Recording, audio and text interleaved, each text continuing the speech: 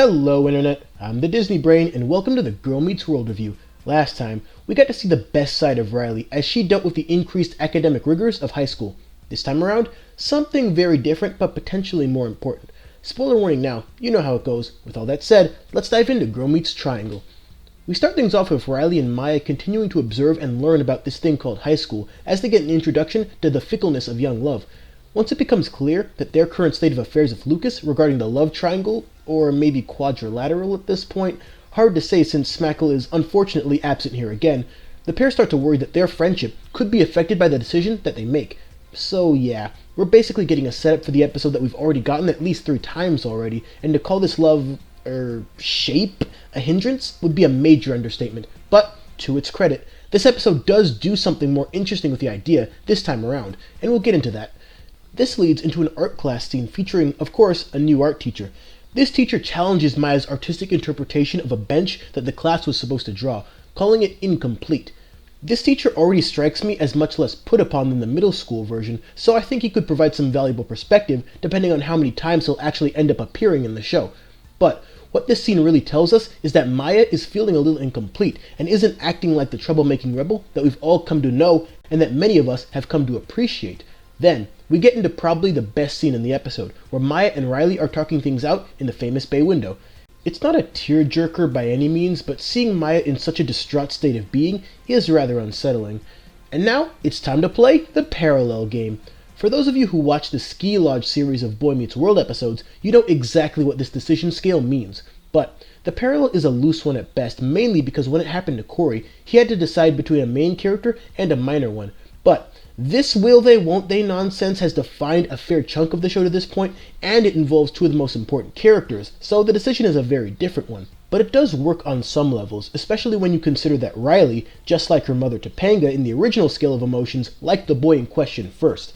So, with Lucas still undecided, Riley turns to her parents to try and quote-unquote fix Maya, who has been acting a lot less like herself and a little bit more like Riley, minus the can-do attitude. Katie finally makes her season debut in a way only she can by acting out the part of a strong parent in the North Pole? Okay, well, it's not the weirdest thing I've seen, but it leads us back to the motto of the entire series: people change people, the secret of life, as it becomes more and more clear that Riley is having an impact on how Maya acts to the point where even the devil-may-care attitude she sported in middle school seems to have stayed behind in favor of a Maya that actually gets A's and that doesn't want to stand up on desks and challenge the established order of things. So, Riley and Maya are talking again on the bay window, which proves once again to be another powerful episode moment as Riley describes to Maya all the ways that she's changing. The conversation really starts stressing Maya out, and she leaves, setting us up for what's to come in Girl Meets Real Maya in July. After another quick art scene where everything we've been talking about is fully realized through Maya's artwork, we get an interesting reversal effect. Near the beginning of the episode, Riley started off with thunder and Maya added the lightning, likely serving as symbolism for their respective personalities, since Maya is more a force of nature, while Riley is the louder of the two that usually follows up on whatever Maya is doing. But this time, Maya starts off with the thunder and Riley provides the lightning, along with Riley being the one to initiate sneaking out. Which doesn't really count when you're in full view of your parents, but hey, she's new at this. And the episode concludes with Lucas having finally made his decision, after only about 16 episodes or so. Well, at least he took his time. But of course, this show will make us wait at least an additional episode before we find out what this all builds up to when we dive into Girl Meets Upstate 2 weeks from now, and Girl Meets Real Maya a week after that. And that's Girl Meets Triangle. It felt a lot more like Girl Meets High School Part 1 in the sense that both episodes are putting the pieces in place to build up a much grander idea later on. But it also feels somewhat like Girl Meets Texas Part 2, only from the perspective that this whole triangle drama is at the center of it all, and nothing will truly be resolved until later episodes give us more narrative progression. This makes it hard to rate this episode individually because it's clear that Girl Meets Triangle will either look better or worse retroactively, depending on how the plot threads from this episode are handled in the upcoming ones. That having been said, there's a lot to like about this episode. The acting by Sabrina Carpenter has never been an issue, and this episode represents her best showing of the season so far. I would say she's had a couple moments in season 2 as an actress that probably beat this performance out, but her acting here needed to be so different, so distinct from the Maya that we're used to, because that's the whole point, and she really pulled it off well. But Rowan also has a strong showing here as an actress. We all know that Riles will fight for her friends, but the particular way it's conveyed here, with a combination of really good writing, gives her usual optimistic attitude some added weight here, and it was great to see, especially in the bay window scenes, which really carried this episode. I didn't like the fact that Katie seems so resolved in her role as a somewhat absentee parent, because I don't think that's really her at all. It's supposed to somewhat parallel Chet Hunter from Boy Meets World, but I just don't think it works in the context of this show for the best possible reason.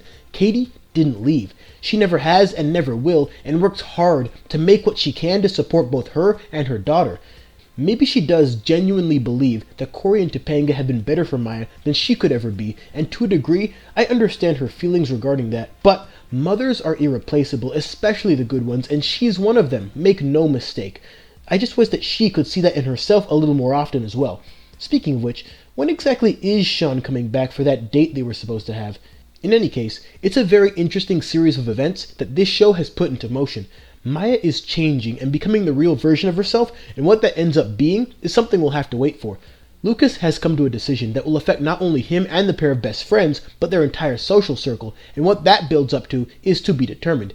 It's like I said, there's a plethora of unresolved plot threads, making reviewing an episode like this one particularly challenging, but I do like where this is all going, and the potential of what it could all be leading up to.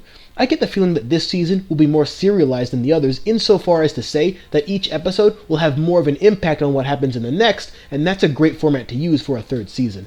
All in all, this was a very good episode. There's a limit to the amount of information that we're given, and a fair bit of information that still needs to be revealed. But I think that move will ultimately benefit Girl Meets World in later episodes, as the show takes its time on certain narrative elements now. And, as directly opposed to Girl Meets Texas Part 3, or even Girl Meets Legacy, it treats this triangle as less of a tired plot point, and instead gives it more serious consideration as far as consequences go, which is a much better and much more mature take on the subject.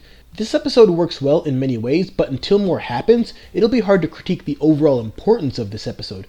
I personally think this episode will turn out to be vital, not just to this particular story arc or this season, but the series as a whole. But the only way to know for sure is to stay tuned, because in 2 weeks' time, we're going upstate. Thanks for watching. If you enjoyed this video, go ahead and throw it on a like, sub for more awesomeness, and share it all over the internet. And follow these internet pages I made for updates, links down below. Unfortunately, I couldn't get the Zapped DCOM review done by this week, so I'm going to save it until after we take a closer look at Adventures in Babysitting, since that's what'll be on everyone's mind anyway after it premieres tonight. No Girl Meets World or Liv and Maddie episodes for a while, so hopefully I'll have more time to get to the less schedule-bound videos that I've been talking about, so plenty to look forward to. Until then!